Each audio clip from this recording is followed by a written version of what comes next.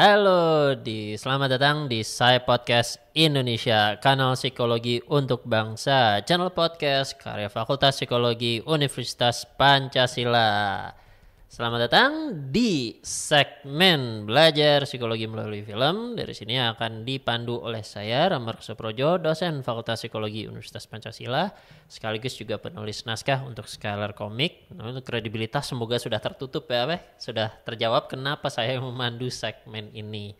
Nah, di segmen ini melanjuti dari episode-episode sebelumnya, yaitu kita berbicara mengenai film dan melihat perspektifnya secara psikologi. Nah, untuk sekarang saya masih ditemani oleh dosen Fakultas Psikologi Universitas Pancasila juga, yaitu Mbak Caca. Halo Mbak Caca, Mbak Aisyah.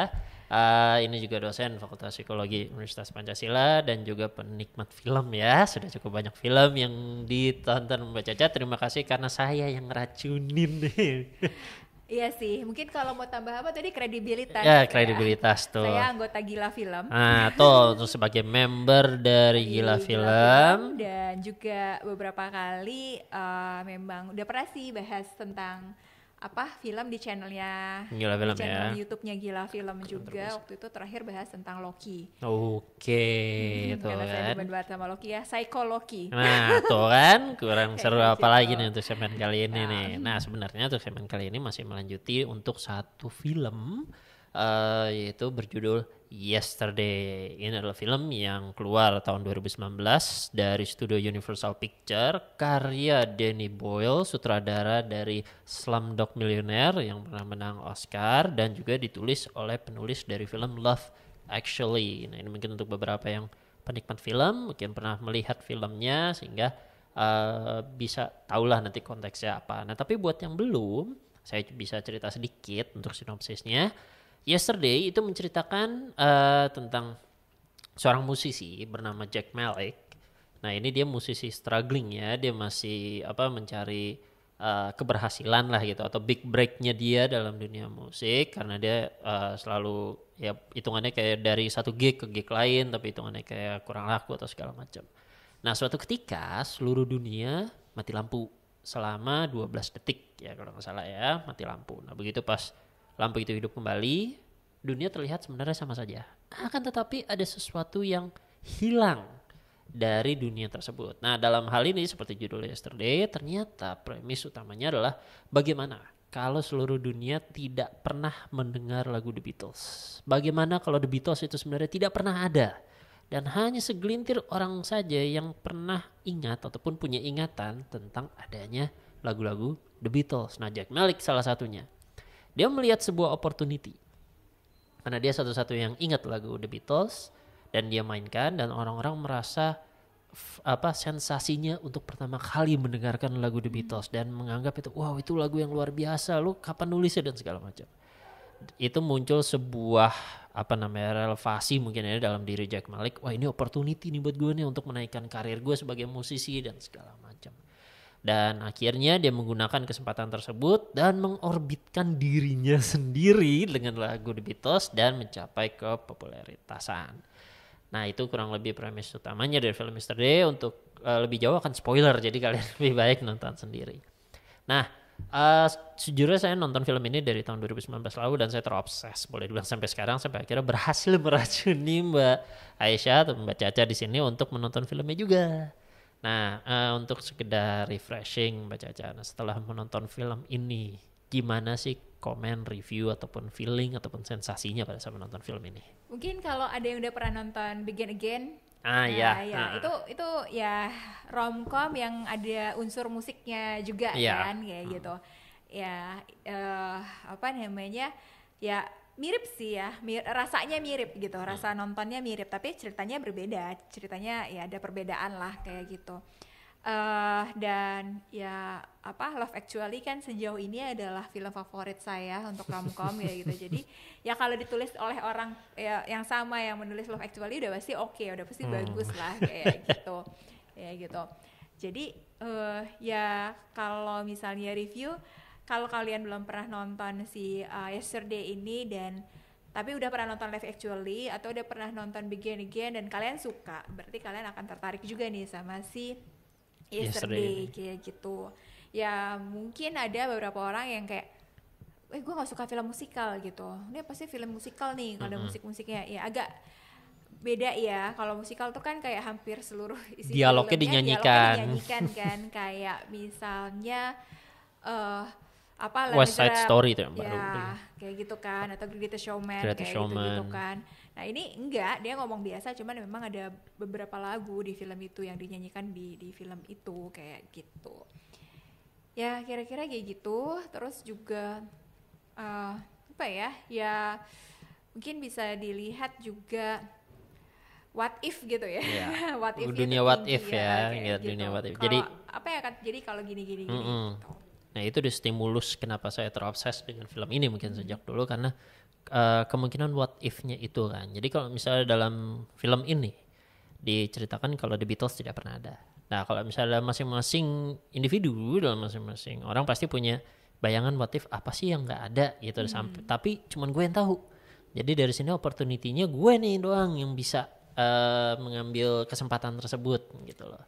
Ya mungkin kalau buat generasi sekarang gitu ya, ini kan Beatles tuh tahun 70-an ya, Ya, tahun 70-an, jadi 70-an. sekitar 60, 50 tahun iya, yang yang lalu lalu. ya, sekitar 40 atau 50 tahun yang lalu gitu. Aduh, udah selama itu ya. 50 tahun kemudian gitu nih, anggapnya kalian yang kalau mungkin remaja sekarang gitu ya, atau ya anak-anak sekarang gitu. Paling jauh Westlife kali atau Backstreet Boys. Enggak, itu tahun kita. Kalau sekarang BTS. Ah, iya. Nah, kalian bayangin, ini BTS udah setenar ini gitu ya, udah sampai ada kemasan McDonald ya, udah sampai ada kopinya. Iya, udah dijual jutaan. Kalau nggak salah mulai hari ini, tanggal berapa? Tanggal 10 kemarin ya. 10, 12, dan 13 Maret itu ada konser besar-besaran di Korea Selatan. Tapi hanya boleh, karena masih zaman pandemi gini, masih hanya boleh ditonton oleh 15.000 orang konser langsungnya.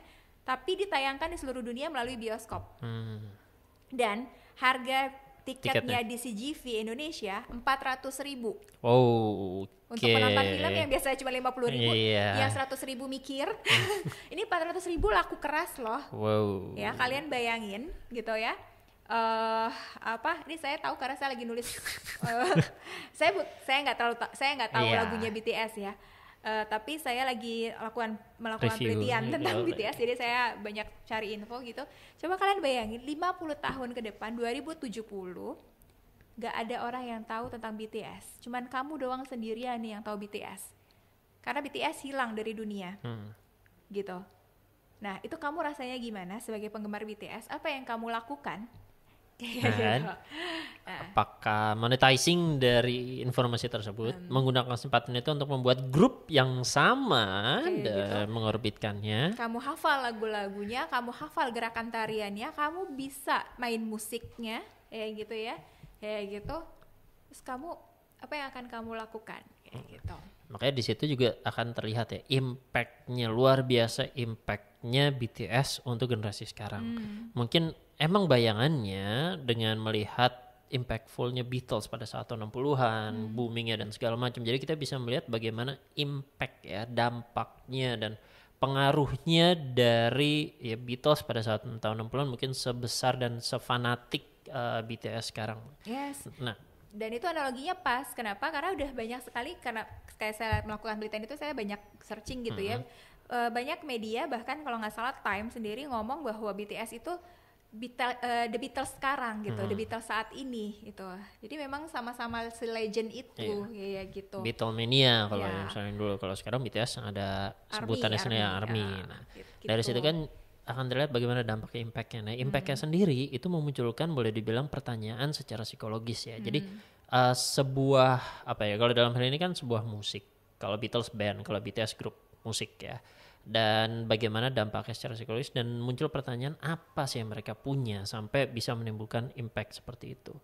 Kalau misalnya melihat dari film ini, dari film Yesterday, justru ada beberapa hal menarik yang saya perhatikan sebenarnya untuk dalam dunia What If ini, justru kayak apa yang tidak ada, bukan apa yang ada.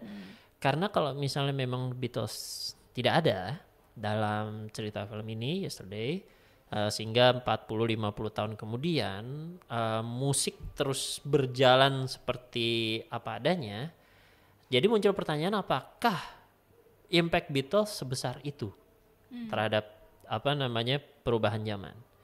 Nah, ini ada satu pendekatan psikologis ya dari Brenner yang mungkin bisa membantu menjawab persoalan ini. Karena kan kalau misalnya dari pendekatan Brenner untuk melihat perkembangan manusia dari bagaimana impactnya dilihat dari lingkungan ataupun juga ekosistem di sekitar dia.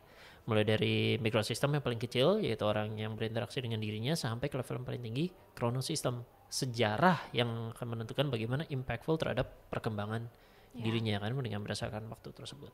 Nah kalau The Beatles makanya tadi dengan eranya boleh dibilang dengan kayak gitu, mungkin ada memang beberapa musik yang terpengaruh ataupun terbuat karena musik-musik Beatles.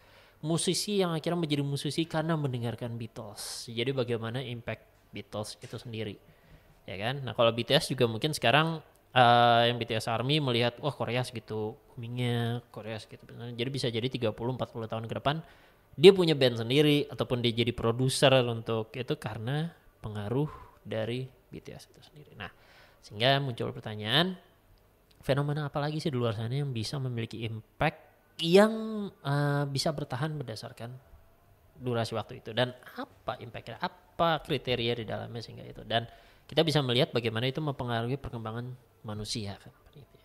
Nah, kalau Mbak Caca sendiri mungkin dari pengalaman dari menonton film ini, impact The Beatles sendiri untuk Mbak Caca bagaimana? Ya kalau misalnya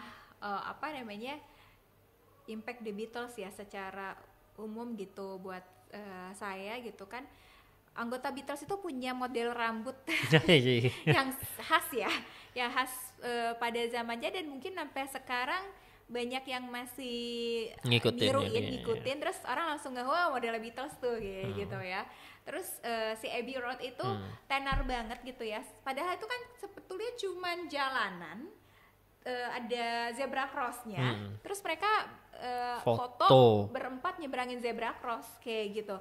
Nah itu tuh ada banyak yang sampai kalau nggak salah saya Ridwan Kamil kalau nggak salah tuh pernah foto di zebra cross ya, bukan di Abbey Road-nya, cuma zebra cross tuh langsung orang wah Beatles nih kayak gitu kan, kayak gitu. Termasuk juga si covernya Yesterday itu kan si Jack Malik-nya jalan di zebra cross doang.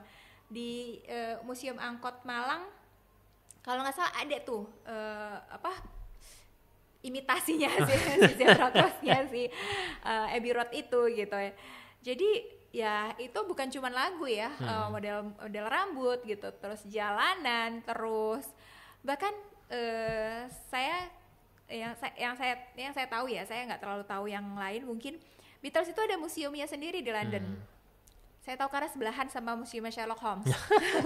Jadi waktu pernah kesana ya? Iya, waktu saya ke London itu pas lewat ya, tadi saya nggak tahu gitu, pas saya masuk museumnya Sherlock Holmes, sebelahnya itu museumnya Beatles gitu.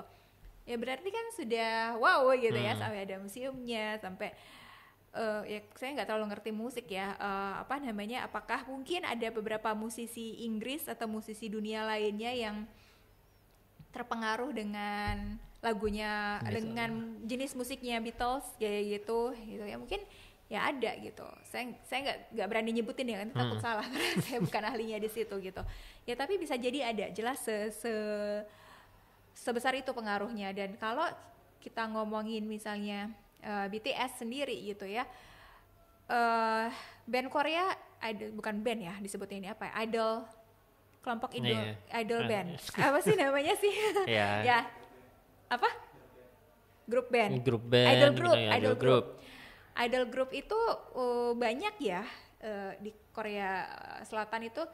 Kalau nggak salah mulai ada Don Bonsinki di tahun 2000-an awal kayak gitu ya, terus Super Junior, dan BTS itu kan dulu sempat dia agak bersaing dengan EXO gitu ya, tapi sekarang lebih tinggi BTS karena yang berhasil masuk ke pasar Amerika, ke pasar Eropa itu BTS. Kemarin dia kolaborasi sama itu Coldplay. Coldplay kayak gitu kan. Kayak gitu. Jadi seluar biasa itu, dan yang saya tahu mahasiswa psikologi itu banyak yang skripsinya juga berdasarkan Korean pop culture ini, K-pop ini, termasuk Beatles ya. Mereka misalkan ya banyak loh hal-hal perilaku yang misalnya apa sih tuh yang menirukan cover song, cover dance kayak gitu-gitu ya. Ada loh orang-orang yang ternyata itu jadi profesi, cover dance gitu ya, jadi profesi menirukan jadi BTS karirnya gitu ya, sendiri ya, build menirukan karir dari situ. BTS, terus mungkin dipanggil ke suatu acara atau ada lombanya bahkan kayak gitu-gitu kan. Jadi ya kalau misalkan suatu saat BTS gak ada gitu ya, atau di sini kan Beatles gak ada, itu mungkin gak ada profesi cover dance, gak ada profesi kayak gitu ya. Untuk lagu dan musik Gitu. seperti itu, makanya jadi impactful ya. Makanya ini juga jadi kenapa saya juga mengarahkan topik pembicaraan ini, karena ini sebenarnya cukup menarik karena dari sekian banyak fenomena, jadi muncul pertanyaan kira-kira tuh kayak siapa yang memiliki impact cukup besar sampai untuk setelah bertahun-tahun. Ini yang tadi saya bilang untuk perkembangan secara kronos sistem ya. Setelah bertahun-tahun, impactfulnya itu masih berasa, masih terasa dan mempengaruhi generasi selanjutnya, generasi selanjutnya. Sebagai contoh, kalau misalnya salah satu yang saya perhatikan dari pop culture adalah dance-nya Michael Jackson. Oh ya, Michael Jackson. Dance-nya Michael Jackson. Musiknya Michael Jackson pun juga seperti itu. Jadi bayangkan kalau misalnya dari salah satu alternatif what if dari film Yesterday, kalau Yesterday tidak ada The Beatles, dengan potensi tidak ada Michael Jackson, impactful ya kalau misalnya kalian lihat sekarang untuk dance-nya masih ada moonwalk kah ya kan, dengan atau yang zombie dance-nya Michael Jackson dan segala macam, dan musik-musiknya itu impactful-nya yang saya pikir dengan kayak terlihat secara signifikan dari kehidupan kita gitu kalau misalnya itu tidak ada. Nah kalau misalnya dari The Beatles sendiri mungkin ada ya, saya mungkin bisa bilang ada, tapi sebenarnya mungkin tidak terlalu terlihat segitunya seperti untuk impact Michael Jackson kalau dari perspektif saya. Mungkin kalau misalnya yang berpendapat beda silahkan nanti di komennya boleh, jadi kita bisa bahas lebih jauh lagi.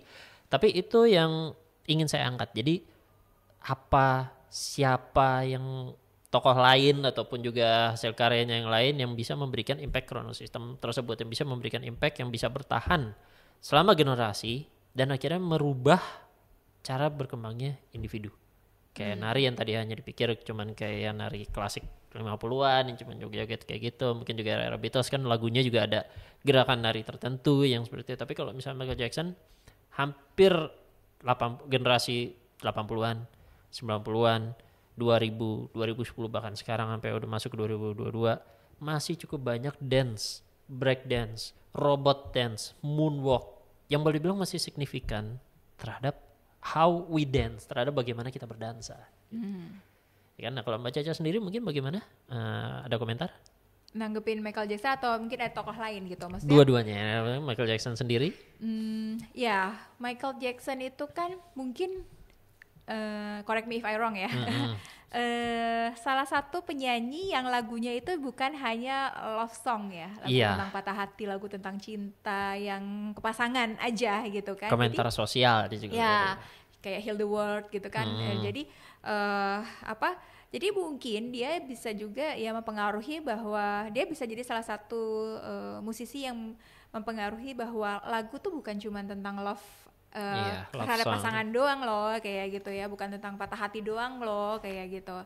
Ada hal-hal lain yang bisa diangkat jadi lagu gitu, masalah-masalah sosial yang mungkin bisa lebih justru dengan diangkat jadi lagu, orang jadi lebih pesannya aware, lebih mudah tertangkap kayak gitu. Mungkin itu ya pengaruhnya. Selain dance-nya jelas gitu, dance tuh sampai sekarang juga gaya rambut, topi gitu kan.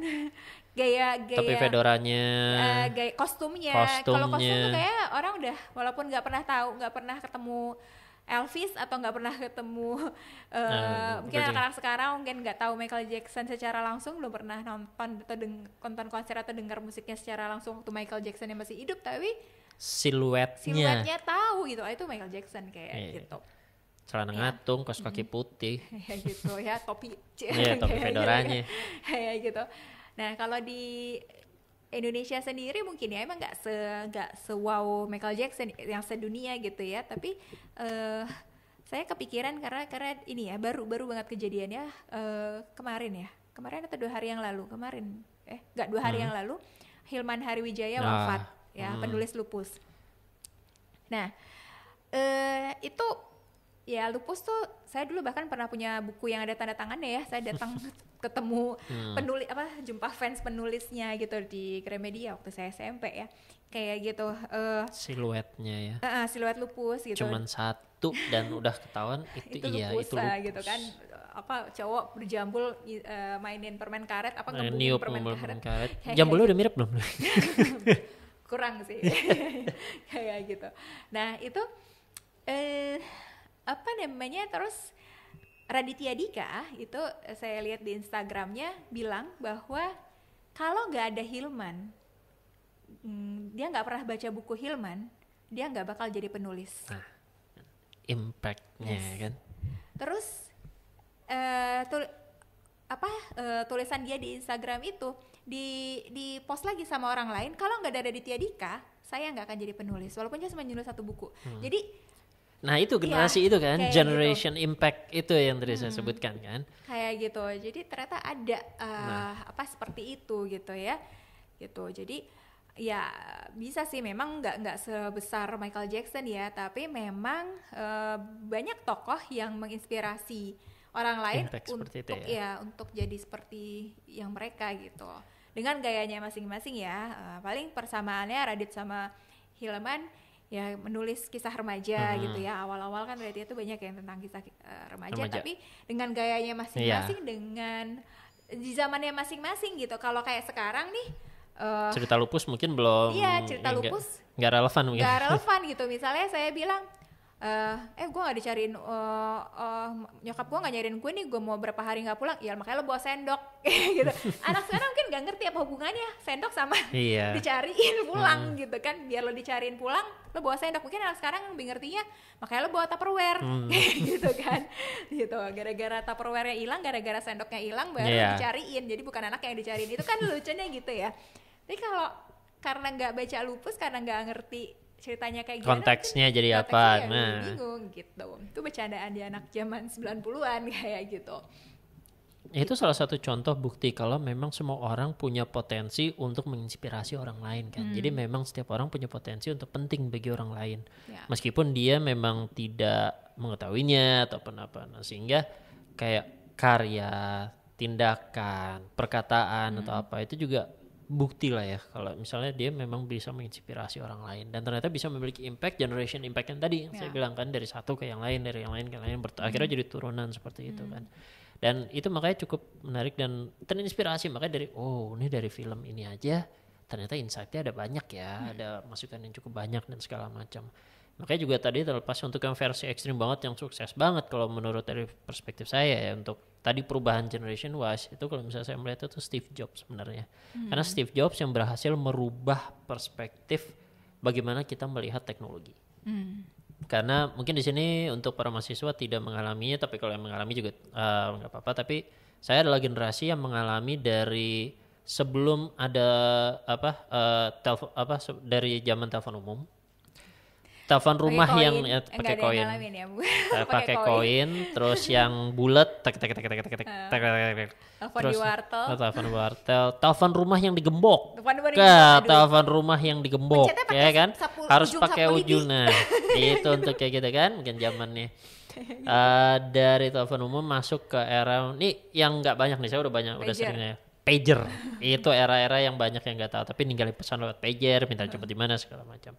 Lalu handphone tahan banting, handphone pisang yang batangan, yang kan candy bar gitu, yang kalau dibanting sendiri juga memang nggak pecah.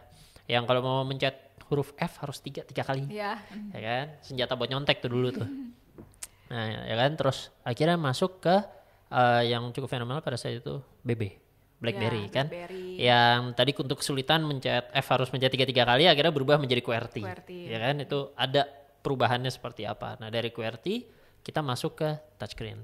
Ya kan, touchscreen yang dulu masih pakai pensil terus mencet teleponnya. Sampai akhirnya Steve Jobs mengalahkan semua karena dia melihat logis dari kehidupan manusianya, psikologis manusianya yang paling baru yang pada saat dia menggunakan itu, di mana dia paling nggak suka benda itu. Dari semua biografi, dari semua dokumenterinya itu terdokument banget kalau Steve Jobs tidak suka sistem itu karena manusia pada dasarnya ceroboh. Sehingga untuk padnya itu, untuk tombolnya itu kalau misalnya pakai alat pasti akan hilang.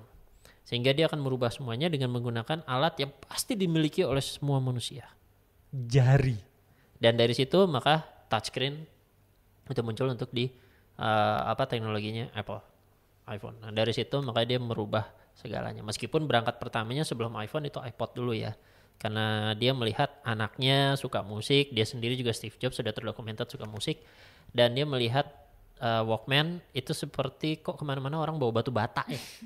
Gede banget tuh, orang-orang nggak tahu kan batu bata, dan musik juga hanya terbatas maksimalnya paling 16 sampai 20 lagu kan. Kaset gitu. Side A, side B, yang kemana-mana bawa kaset dan pensil. Mungkin yang nggak tahu kan main baling-baling tuh pakai, aduh ketahuan kan zamannya. Tapi di situ impact ya. Kenapa perubahannya mulai dari penemuan iPod, digital musik, terus juga touchscreen, dan akhirnya sekarang semua teknologi harus touchscreen. Dan saya sendiri adalah salah satu mungkin untuk yang beruntung melihat dan menyadari dan juga mungkin memperhatikan dan juga meneliti perubahan itu, dan unik bagaimana mindset dari individu, bahkan yang angkatan kita itu tidak menyadari bagaimana beruntungnya mereka dulu mengalami mulai dari telepon yang terek terus yang telepon segala macam, sekarang sudah dipermudah sekali. Nah tapi untuk remaja ataupun juga untuk generasi sekarang yang lahir tanpa mengalami itu, mereka melihat standarnya sekarang adalah semua pasti touchscreen, ya kan? Nah sehingga itu impact dari Steve Jobs, dia merubah bagaimana standar hidup. Itu yang background system yang saya sebutkan tadi perubahannya. Jadi standar hidup sekarang itu adalah semua udah touchscreen. Dan buat yang tidak mengalami masa touchscreen mungkin tidak bisa menghargai bagaimana sampai akhirnya kita sampai ke touchscreen. Itu sebuah insight kembali yang saya temukan setelah nonton film Yesterday ini, tentang terus dikaitkan dengan ilmu itu. Bagaimana impactfulnya bagi individu, kalau dalam hal ini Steve Jobs, dia merubah perspektif dunia, karena ini udah dunia sekarang ya kan, masukkan teknologi Apple. Maka dari situ siapa lagi ya? Sir Alan Conan Doyle. Untuk cerita detektif. Jadi untuk bagaimana konstruk bercerita, karena saya sendiri juga penulis cerita, maka konstruk bercerita itu juga terpengaruh oleh beliau. Kalau kalian merhatiin gitu ya, kalau kita merhatiin gitu, semua serial detektif, baik komik, film, series, mau novel gitu juga ya, detektif apapun dimanapun gitu ya, itu pasti pernah nyindir, pernah nyentil, pernah ngomong, nyebutin nama Sherlock Holmes atau Watson, kayak gitu.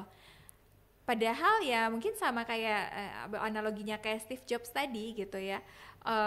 Sebelum Steve Jobs menemukan metode touchscreen ini, udah ada belum handphone? Udah ada gitu kan. Udah. Sama kayak Sir Alan Conan Doyle ini, udah ada belum cerita detektif? Udah banyak gitu ya. Edgar Allan Poe dari Amerika itu nulis cerita detektif tentang Auguste Dupin. Kayak gitu. Ada Father Brown, ada Agatha Christie ya kan? Agatha Christie setelah dia. Agatha Christie pun menggunakan Hercule Poirot tuh banyak ya cerita dia yang nyindir Sherlock Holmes kayak gitu. Jadi impactfulnya kembali, impactfulnya. Dan bagaimana Ian Fleming merevolusionis cerita-cerita Secret Agent 007. Ya, James Bond gitu ya. Nah, kalau ya itu tadi kalau si ya coba deh misalnya ya paling baru tuh cerita detektif yang paling baru misalnya film Knives Out. Karya Rian Johnson. Nah, itu si detektifnya itu siapa sih namanya? Itu dia nyebut nama Watson. Lo jadi Watson gue ya, kayak gitu. Itu jadi berarti kan akhirnya udah jadi verb ya, udah jadi noun, udah jadi sebuah sebutan. Detektif itu Holmes gitu, detektifnya Sherlock Holmes, kaki tangannya detektif ya Watson kayak gitu. Di J.K. Rowling juga nulis cerita detektif ya, itu Cormoran Strike itu juga beberapa kali nyebut tentang Sherlock Holmes kayak gitu. Jadi ya gitu, itu impactnya dari tahun 1900-an loh, 1800, berarti udah 100 tahun lebih, 1800 tahun akhir ya, 1800-an akhir. Sekarang udah 2000-an awal 2020-an gitu. Dan kita bisa lihat udah 100 tahun lebih, 120 tahun ya, 120 tahun bagaimana impactfulnya kembali masih generation by generation by generation by generation. Dan kembali kita tidak tahu nanti kira-kira 30-50 tahun ke depan bagi kamu, bagi saya, bagi Mbak Caca, impact apa yang sudah kita berikan dan end up-nya diturunkan untuk next generation. Sehingga kayak jadi lebih menghargai kayak apa yang bisa kita lakukan, lebih menghargai posisi kita sekarang, dan mencoba kayak hitungannya juga lebih bersyukur dan bagaimana harus berhati-hati dalam sharing ya dalam hal ini ya. Baik itu baik secara ilmu, baik itu secara perkataan, baik itu secara perbuatan, Di medsos, postingan, ya kan, postingan. sehingga dari situ impactnya. Dan itu makanya dari salah satu insight yang saya dapat makanya dari film Yesterday ini sebenarnya cukup banyak. Kalau misalnya menonton episode yang sebelumnya atau episode itu, ada insight lain yang juga bisa didapatkan dengan bagaimana pencarian identitas. Nah untuk di episode kali ini bagaimana Yesterday membuka insight saya juga dengan oke, impact apa lagi ya, karena The Beatles bisa memberikan impact yang demikian untuk karakter di film tersebut, dan siapa lagi atau apa lagi yang bisa memberikan impact seperti itu, sehingga saya memberikan kalau misalnya saya ingin hidup ataupun punya hidup yang bermakna, saya juga harus bisa meninggalkan impact tersebut. Meskipun sekarang belum terlihat, tapi tidak menghentikan saya untuk terus mencoba untuk memberikan impact tersebut. Minimal untuk mahasiswa kelas saya dulu aja lah. Apalagi baru-baru ini juga yang baru lulus, dan bagaimana saya melihat mereka dari masuk kuliah masih cupu ya kan, masih gak tahu apa-apa sampai akhirnya skripsi dan lulus, sudah bekerja ya kan, terus sudah sukses dan segala macam, bilang oke, gue punya peran tuh di situ. Meskipun beberapa mungkin nggak mau ngakui, tapi oke, gue ada peran tuh, dia bisa sampai di situ, dan oke, it's enough. Dan mungkin nanti bisa ada lagi, nah entahlah karya apa lagi yang juga bisa demikian. Ya. Sehingga terbuka juga buat para listeners di sana, untuk para pendengar, kita juga ada kemungkinan, ya kan, Ya. dalam pilihan Kita hidupnya mendapatkan impact dari orang lain dan kita meneruskan impact itu ke selanjutnya gitu. ya kan? Dan dari situ merupakan itu mungkin yang boleh saya bilang kalau misalnya secara spiritual dan segala macam, ya ini makna hidup. Ya. Kenapa Kayak gitu. bangun tiap hari untuk bisa memberikan impact demikian. Yaps. Wah, kayaknya buat closing bagus banget itu kan. Jadi, nah oke, jadi sekalian aja daripada nanti ngerusak momennya. Jadi saya akhiri saja dulu untuk di episode kali ini di segmen Insight Psikologi dari film. Nah, bersama Mbak Aisyah di sini. Buat para listeners jangan lupa boleh isi komen nanti kalau misalnya mau input, mau ada pembahasan film apa lagi nanti dengan Insight itu ya boleh, nanti banyak-banyakin. Karena film apapun bisa dibahas. Makanya tuh film apapun psikologi. bisa dari sisi psikologi. Karena kenapa yang meranin manusia? Kalau ada manusianya pasti ada psikologinya. Nah, makanya jadi banyak-banyakin mau ada insight apapun, film apapun yang kalian mendadak suka atau segala macam, nanti bisa kita bahas di sini. Dan Yang mungkin populer, populer, non populer boleh silakan. Apalagi kalau comic book movies, cara saya juga penulis komik ya, itu lebih boleh banget. Batman ya, Batman Mas. Iya, itu boleh. Saya mah udah khatam, udah S3 itu. Spider-Man gitu. Saya udah S3 itu untuk kuliah. Untuk Batman ya, untuk DC. Nah, DC dan Marvel itu boleh lah. Makanya jadi boleh sebanyak mungkin nanti kita bahas, dan siapa tahu nanti teman ngobrolnya atau mungkin pembimbing pembicaraannya bukan saya tapi oleh dari kalian, ya kan? Yes, bisa banget. Jadi kita sama-sama sharing dari sini untuk perspektif kita masing-masing. Oke, terima kasih Mbak Caca untuk waktunya, insight-nya, sharing-nya dan segala macam. Saya Ramar Suprojo dari Fakultas Psikologi Universitas Pancasila signing out. Semoga ketemu di episode selanjutnya. Oke, dadah.